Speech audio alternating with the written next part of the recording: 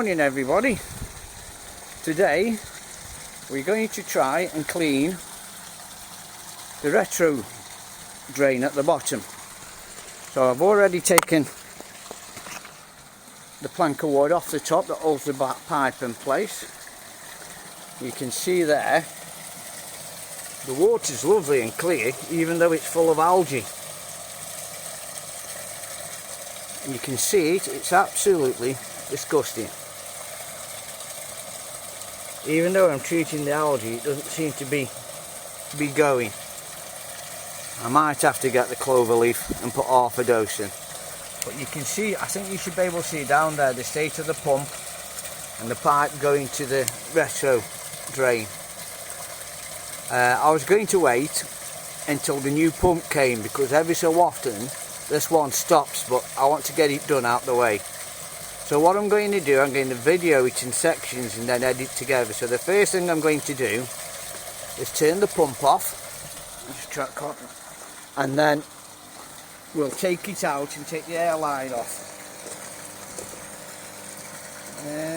So the pump cable is at the other end, and I'm going to take the pond lights out and give them a cleaning with the power washer. So I've got my power washer all set up, and we'll come round this side where the cable for the pond lights go in. I think it should just run underneath. So I'll be back in a second. It's full of algae, isn't it?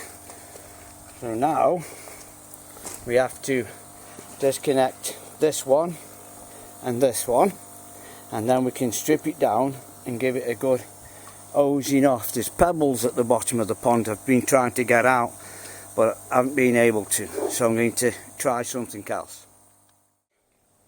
There's the retro bottom drain, and that's just the housing for the pump. Technically you don't need that, you can connect straight to this and to that. And what I'm going to do, I'm going to see, there we go, we've taken that out. This is the impeller.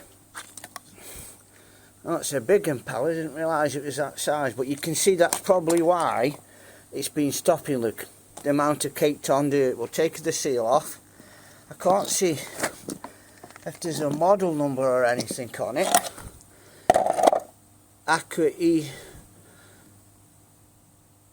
There we go. Aqua Eco 800, 8,000, 70 watt. So that's what we need to change. I've got, like I say, I've got a pump on the way, but a 10,000 pump that'll give me better cleaning. So I didn't realise that was, but it looks alright, doesn't it? It's just, I think, that caked on dirt. And this is the housing it goes, and that's dirty as well. So what we're going to do, we're going to give it a good clean with the pressure washer. It doesn't matter about it being tap water, because it's not a filter or anything. And also, while we're on the subject, I'd like to say a big thank you to Martin from Norfolk and Good. He rides motorbikes, he goes round to motorbikes meetings, and also he goes round the back roads of Thailand where the normal visitor doesn't go to. He's got a brilliant channel, and out of the kindness of his heart, I have an issue with my battery, and he has sent me a new battery that he wasn't using anymore, and his camera. That was a big surprise. So if you can, go visit his channel. I'll put a link down below. Norfolk and Good. Martin his name is, and he's a cracking bloke. Go across, say Andrew James sent you, and say hello to him. Like you say, if you're into motorbikes and Thailand, you'll see some of the beautiful scenes of the back roads that he travels down. Anyway, I'm going to stop now and I'm going to give it a clean, and then I'll come back to you. So nice and clean now. There's the impeller housing, it's all clean at the bottom. There's a bit on that cable there I need to clean up. Put the impeller back in. Get me seal and my housing. Can't remember where the seal goes now. I think it goes along there, so I'll get a seal kit. I think that should do it. Well, that's come up pretty good, but if you notice, the rubber band there is coming out that holds it in place. I think that's beginning to perish. Doesn't rotate, but it looks like it's perishing, doesn't it? We can give it another quick cleaning with the pressure washer. Back in a bit. There we go. It's back together. The hose is connected. Now I'm going to tie my piece of rope around it, try and put it in the place where I want it, and then I'll take the lights out and give them a good cleaning as well with the pressure washer. So let's see how it goes. Back in a minute.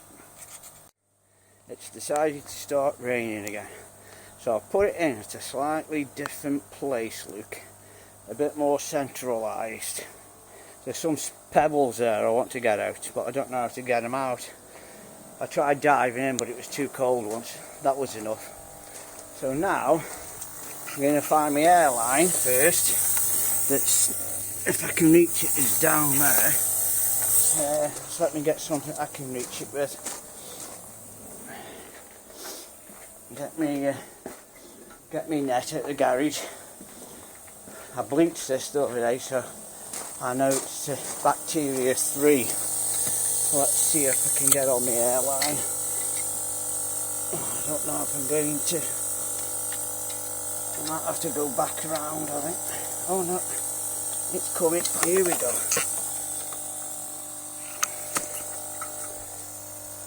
So we'll put the airline on. I'll get my air pumping because I don't like turning it off and on, because it does affect the diaphragm. So there we go. So that had the airline itself had a really good clean. Let me move my pressure washer out the way. And there's my rat trap. I have issues with rats because of all the fields at the back, and because they're building the school. So let me see. So that's going. Let's see that down there. That should.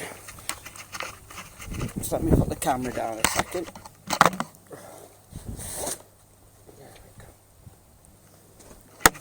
There we go. So let me see. That looks a good airflow now. I've left the rope on for the time being, in case I want to bring it off, but my rope doesn't want to come off now. Alright, I'll be back in a second. There's the retro drain back in its place. Looks lovely and clean. There's the pump where it sits upright. I don't think it makes any difference. It's easier to get in and out if it's upright. I'm going to put my pipe in place in a bit and take my string off.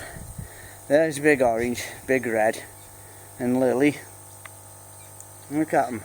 They're all been nosed, probably after some bits that have been pulled up. So in a second I'm going to pull my lights out and give them a cleaning. So first of all I'm going to put my air back on, and I'm going to switch my pump on. Sometimes when you first switch the pump on you can get an airlock, but this has got like a little coin thing at the top that looks like a penny that lets it bleed the air out. So there's the air. So let's see. Yep, yeah, coming up nice now, and I've tied it to that bit of pipe for the time being.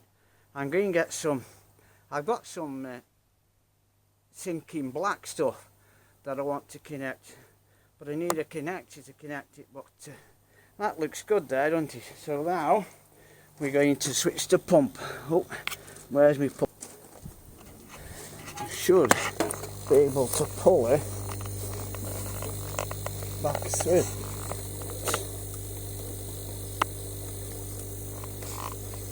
Oh, let me go around the other side. Here we go, all back together.